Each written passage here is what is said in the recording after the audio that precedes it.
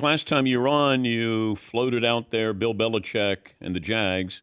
The Jags continue to go in the wrong direction here. Do you think Bill Belichick has his staff in mind?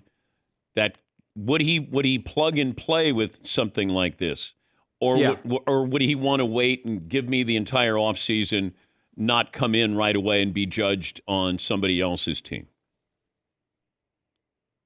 I mean, like, I don't think he's coming in right away. Like, if that's what you're asking, when was the last time that happened? Well, if they continue to lose, Right.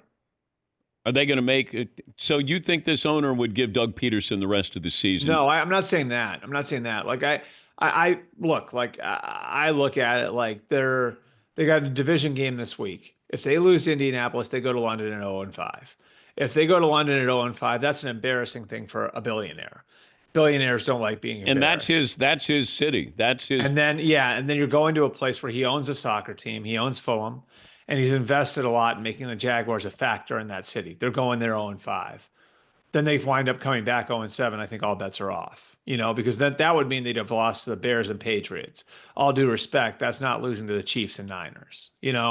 So, like, I don't know. Like, I think, I think there's a possibility that this could be a midseason thing. I wouldn't rule that out, but I just don't know how you go about, bringing in a new head coach in midseason, if that's what you're asking. Yeah, I think they would, pick whoever on the staff and make Ryan Nielsen the defensive coordinator and make him the interim coach. And then, you know, if you wanted to get a head start, you maybe start working in the background with someone like Bill. You know what I Okay. mean? Like on Yeah. that.